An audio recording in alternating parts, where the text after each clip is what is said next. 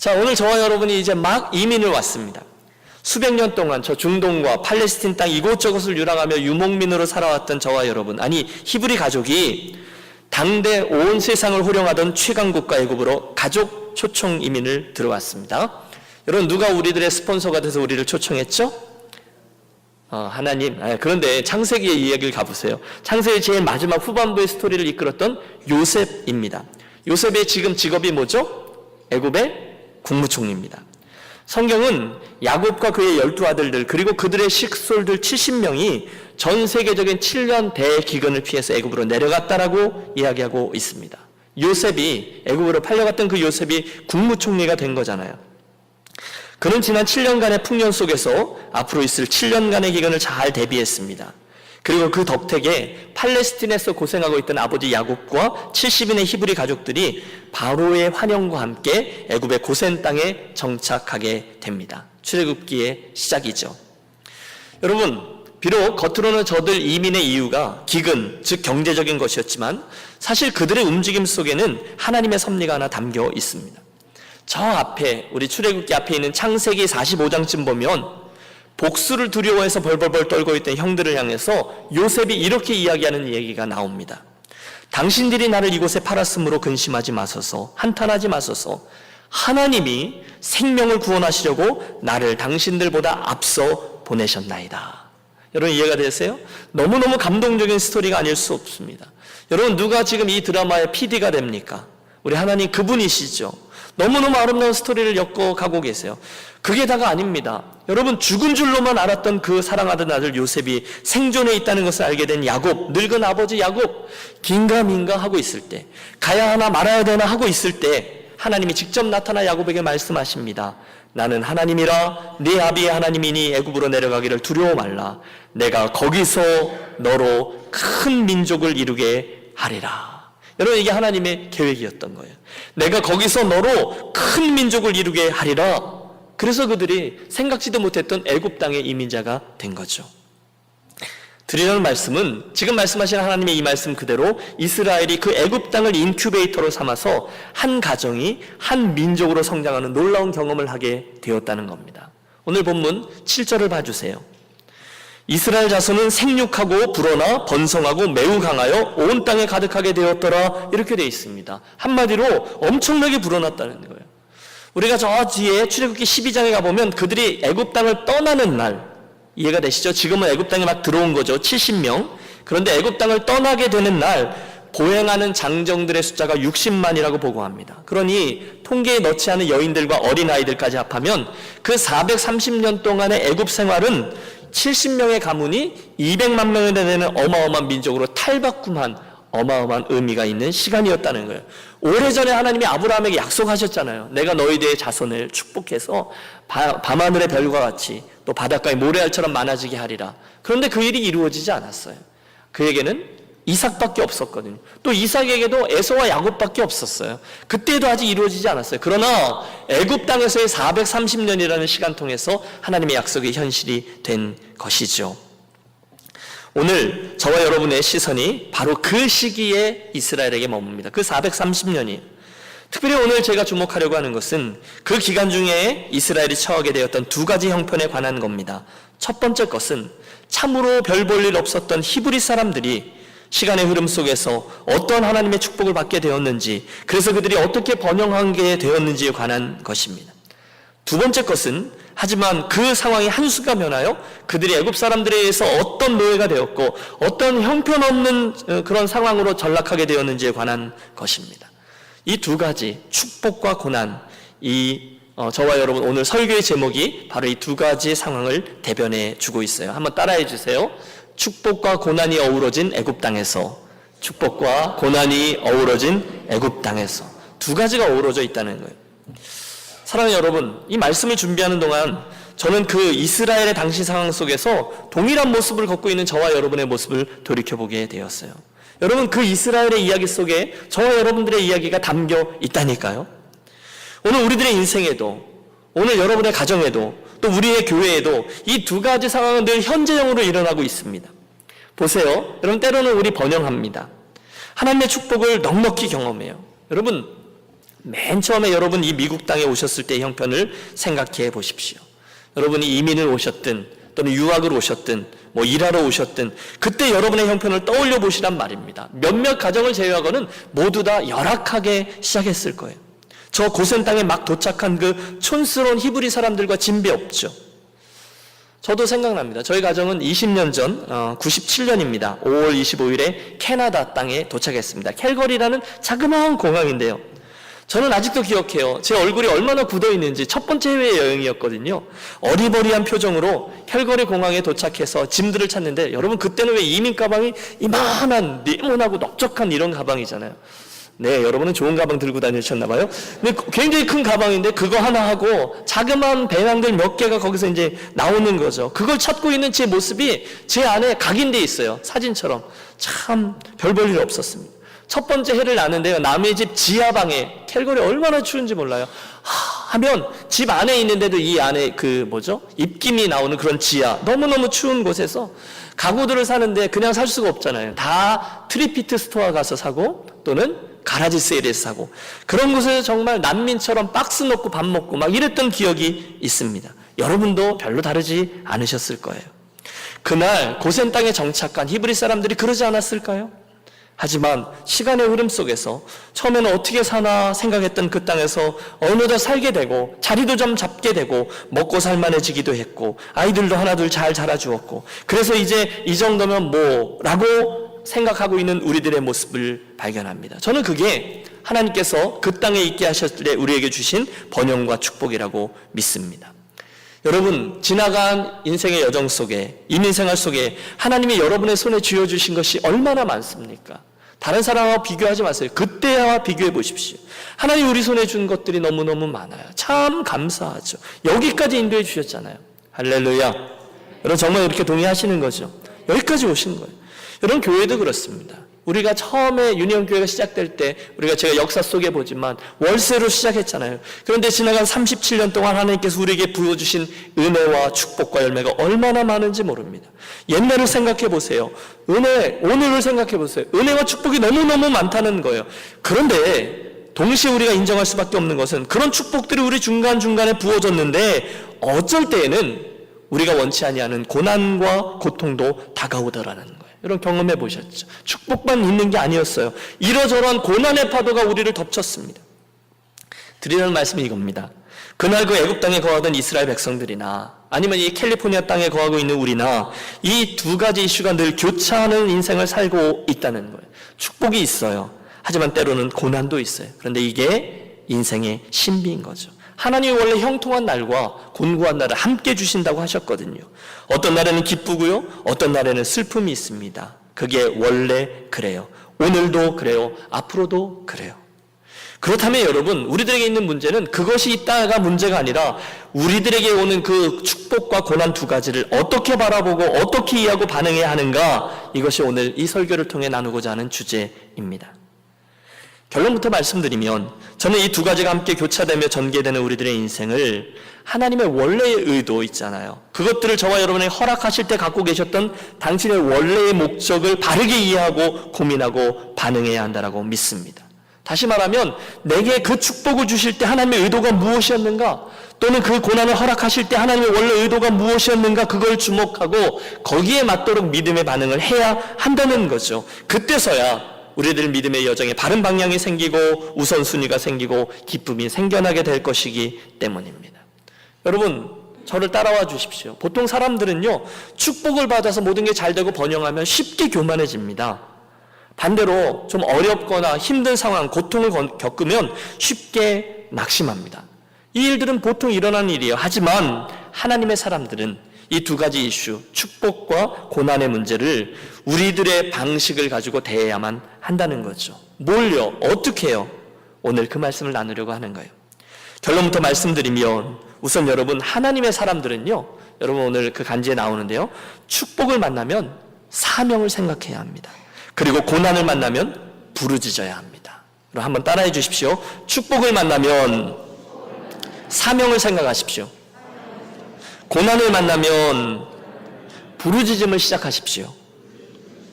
그게 맞습니다. 우선은 축복입니다. 번영입니다. 여러분, 고센 땅에 도착한 히브리 사람들에게 우선적으로 하나님이 허락하신 축복은 번영의 축복입니다. 그들의 숫자가 지금 기하급수적으로 늘어나고 있어요. 여러분 7절의 말씀을 다시 보세요.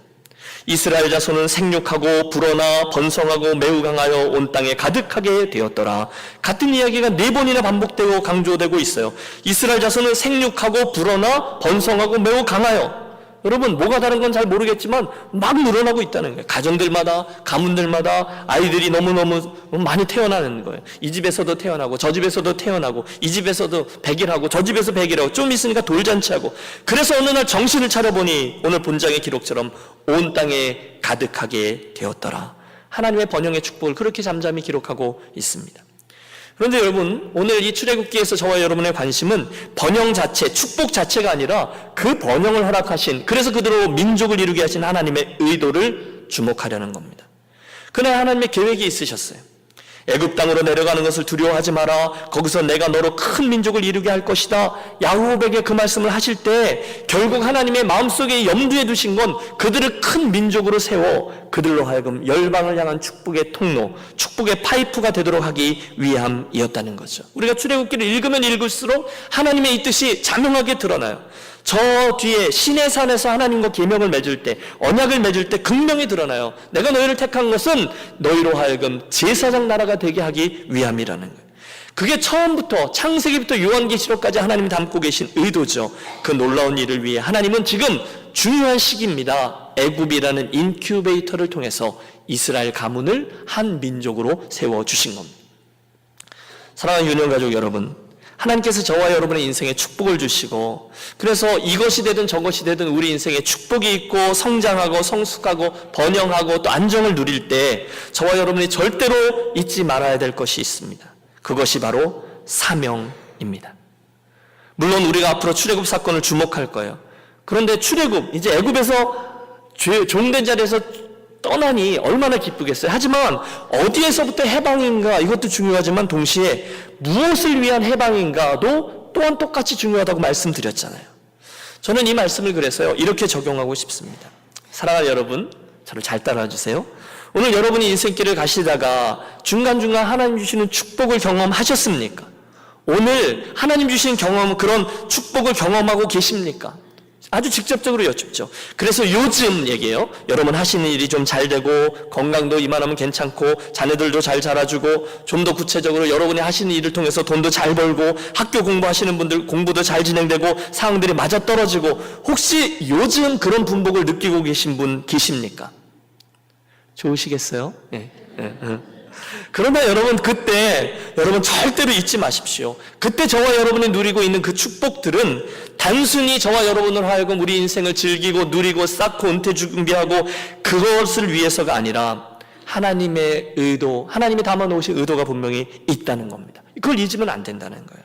그때 혹시나 내가 잘해서 그렇지 뭐, 사업 수완이 좋아서 그렇지 뭐, 절대로 교만하시면 안 됩니다. 대신에 이 사명을 주목하시는 저와 여러분이 되시기를 권합니다. 심각하게 이 질문을 던지셔야 돼요. 혹시 여러분, 고난에 대한 얘기 좀 이따 할 거니까 축복 이야기를 하는 거죠. 하나님, 이게 웬 축복입니까? 갑자기 이걸 왜 주셨습니까? 어떤 사명 때문에 저로 하여금 이 번영의 자리에 있게 하셨죠?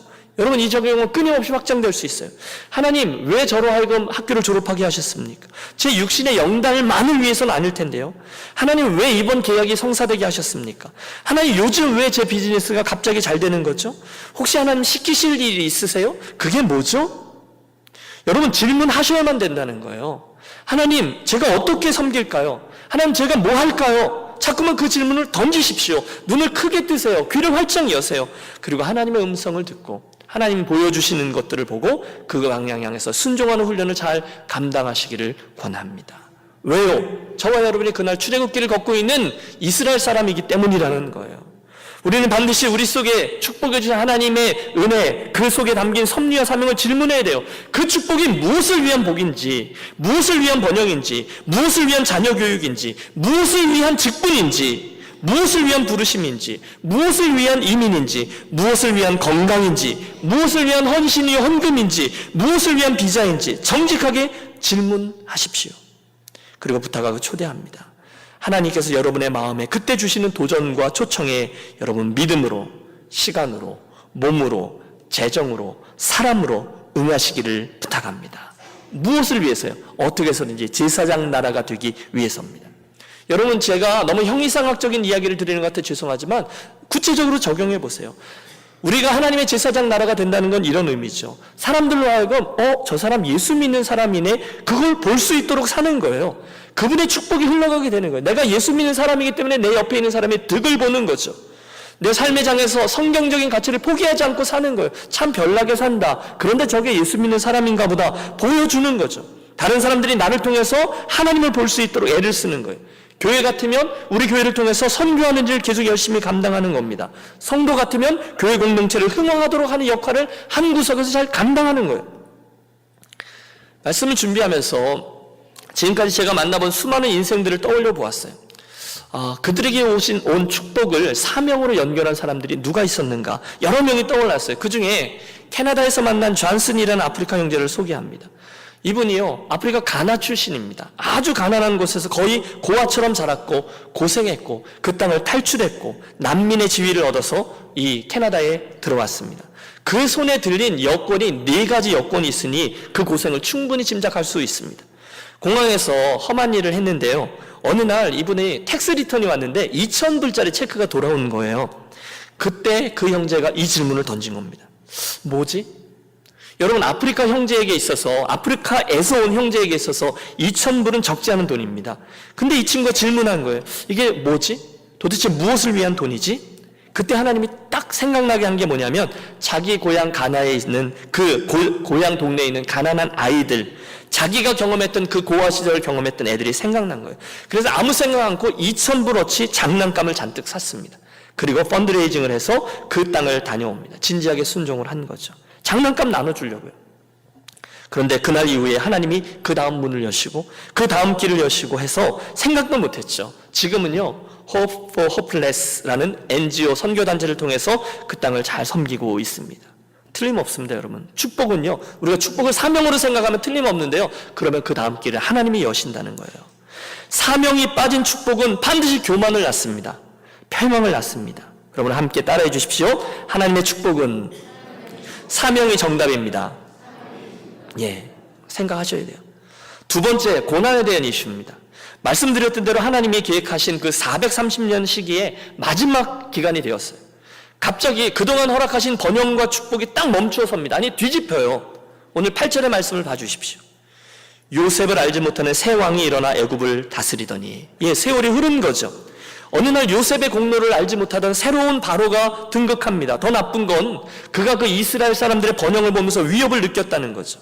본문은 그 새로운 바로가 점점 더 이스라엘을 압제하고 어느 날 그들을 노예로 삼았다라고 증언합니다. 11절을 보세요.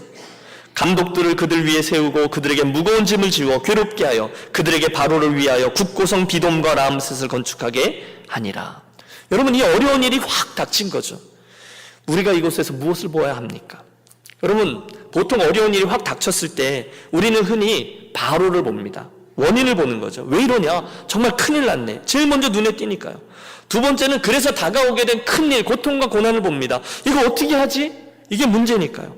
그러나 여러분, 잘 보세요. 이 부분을 영적으로 보면 정작 하나님의 사람을 힘들게 하는 맨 근원에 올라가 보면 존재가 따로 있습니다. 오늘 본문에 나오는 이스라엘 백성의 고난도 거시적으로 보면 맨 위에 사탄이 자리하고 있다는 것을 알게 됩니다. 사단은요, 창세기부터 요한계시록까지 끊임없이 우리들을 방해합니다. 오늘도 방해하고 내일도 방해할 겁니다. 다른 게 아니라 하나님의 섭리, 구원의 역사가 어떻게 해서든지 흘러가는 것을 방해합니다. 끊으려고 그래요. 에덴 동산의 첫사람들에게는 뱀을 통해서 유혹했잖아요. 오늘 애굽에 있는 이스라엘 백성들에게는 바로를 통하여 해치려고 합니다. 광야에 있던 이스라엘 백성들에게는 아말렉을 비롯한 이민족을 통해서 방해하죠. 여러분, 왕정시대에는 악한 왕들을 통해서 이세벨 왕후, 아합 왕, 이런 이들을 통해서 섭리를 끊으려고 그래요. 구원 역사죠. 포로기에는요, 하만이라는 사람을 통해서, 그도 아말렉 사람이었어요. 후예였는데 하만이라는 대적들을 통해서 모두 유대인들을 멸하려고 해요. 그것뿐이 아니죠. 예수님 시대에는요, 헤로당을 통해서 2살 아래의 모든 어린 남자아이들을 다 죽입니다. 초대교회는 로마를 통해서 계속해서 하나님의 섭리, 구원 역사를 끊으려고 해요. 하지만 하나님은 그 중에서도 여전히 당신의 섭리를 이어가시죠. 여러분, 오늘 12절의 말씀을 좀 봐주세요. 함께 읽으실까요? 12절입니다. 그러나 학대를 받을수록 더욱 번성하여 퍼져나가니 애굽 사람이 이스라엘 자손으로 말미암아 근심하여. 할렐루야. 여러분, 물론 힘이 들죠. 힘이 들 수는 있어요. 더 많은 고역이 왔잖아요. 흙을 이겨야 되잖아요. 벽돌을 만들어야 되잖아요. 농사를 지어야 되잖아요. 삶이 눌릴 수도 있어요. 그러나 큰 눈으로 보면 그 고난 중에도 결국은 그들을 향한 하나님의 뜻이 이루어졌고, 오늘 고난 중에서도 저와 여러분을 향한 하나님의 섭리와 뜻이 분명히 서게 될 줄로 믿습니다. 보세요, 여러분. 하나님은요, 이스라엘을 강하게 세우기 원하셨어요. 그래서 그 고난의 한가운데서 이스라엘을 더 강하게 세웁니다. 그러므로 여러분, 혹시 오늘 곤고함 중에 있으세요? 여러분, 고난이라는 게 다가왔으면 여러분 그 가운데서 선언하십시오. 사탄아 물러가라. 내 핍박은 결코 성공할 수 없으리라. 무엇 때문에요? 우리 얘를 통해서 그 섭리를 이루어 가실 하나님의 의로운 손을 믿기 때문이죠. 여러분, 우리의 두 번째 관심이 여기 있습니다. 고난이 다가왔을 때, 어려움이 다가왔을 때 우리가 어떻게 해야 합니까? 그때는요, 우리 하나님께 부르짖는 것만이 정답입니다. 그것만이 정답이에요. 믿습니까? 고난이 올 때는 어떻게 하라고요? 부르짖으라는 거예요. 아니, 목사님, 그게 어떻게 가능합니까? 너무너무 힘든데요. 그게 진짜 정답 맞습니까?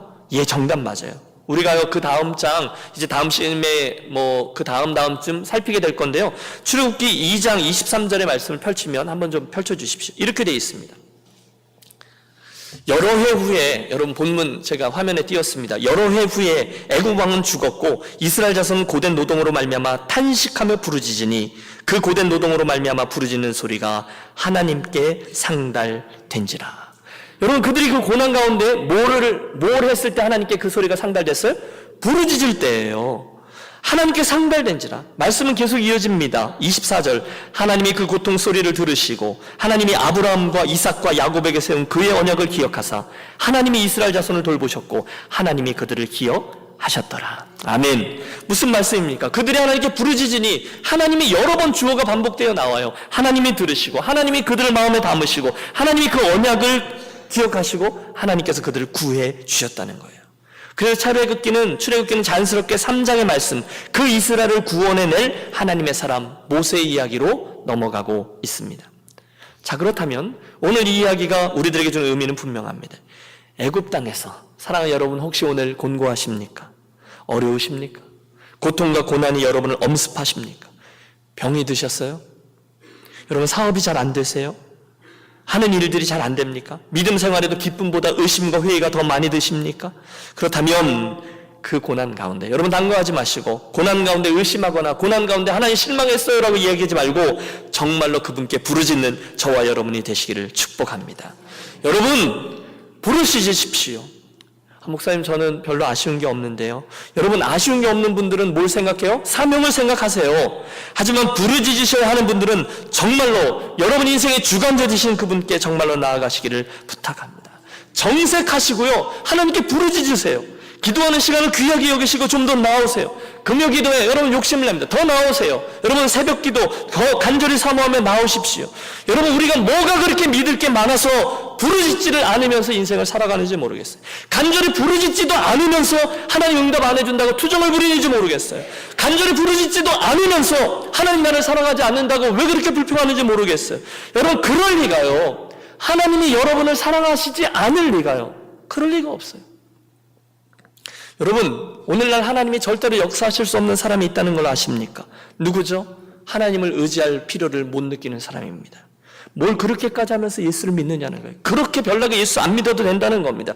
지금까지 안 하고서도 내가 나름대로 예수 잘 믿어왔고 그럭저럭 이렇게 살만 하면 되는데 뭘 그러냐라고 생각하는 사람입니다. 내 힘으로, 내 지성으로, 내가 교육받은 것들 가지고, 내가 지금까지 예수 믿은 경험 가지고 이렇게 저렇게 하면 좀 될 것 같거든요. 돼요. 대충 될 겁니다. 대충 성공적인 인생을 살 겁니다. 그러나 아세요? 대신에 그들은 하나님께서 성경에 말씀하시고 수많은 믿음의 선진들이 살아온 그런 믿음의 돌파를 한 번도 경험하지 못하고 인생을 마칠 공산이 큽니다. 그렇게 예수 믿을 수 있다는 거예요. 그러나 우리는 다른 얘기를 하는 거예요.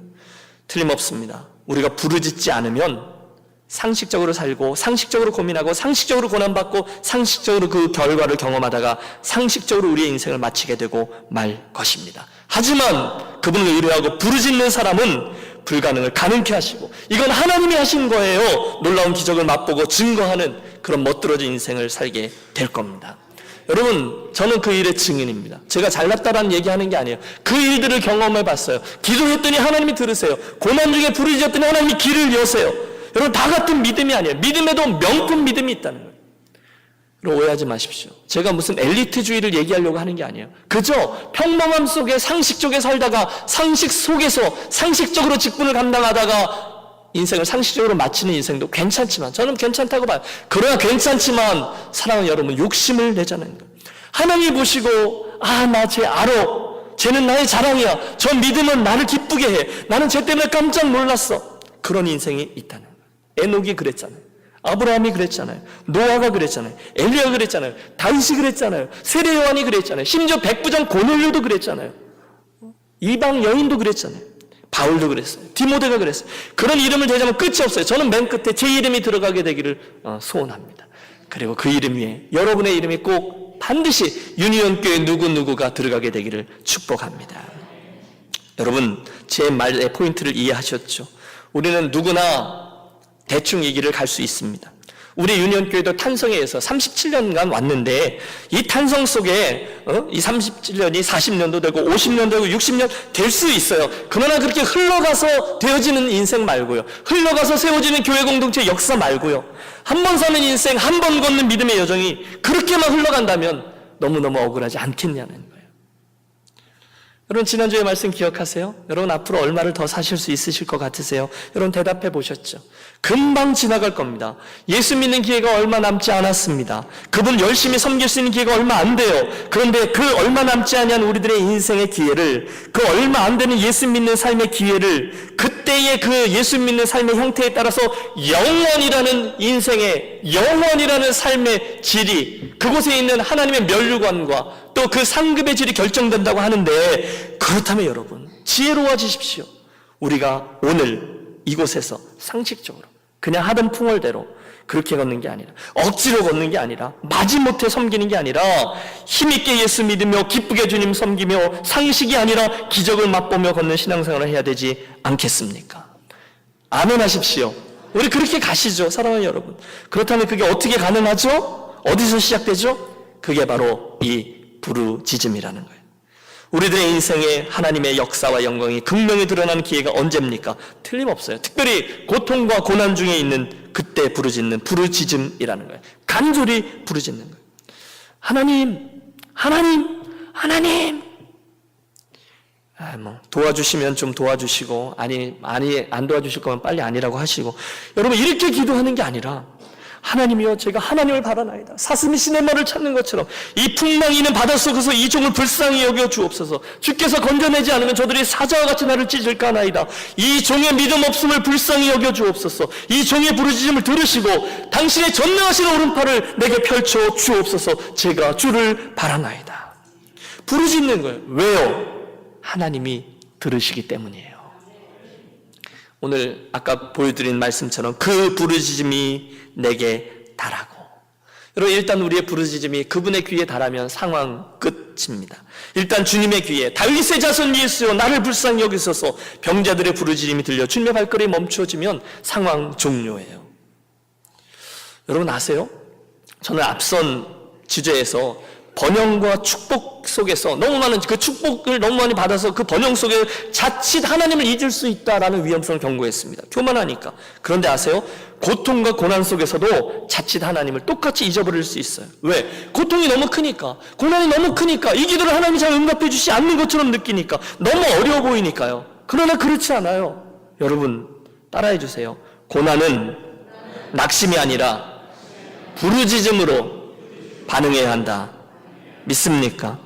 기억하세요. 저와 여러분이, 우리들의 가정이, 우리 유년교회가요, 이 정도면 되지 뭐가 아니라 하나님 그분을 전적으로 신뢰하고 그분이 일하시면 되리라 믿는 믿음으로 나아가면 하나님은 저와 여러분의 인생과 가정과 교회 공동체를 당신의 역사의 한 부분을 감당하는 일꾼으로 세워주실 줄로 믿습니다.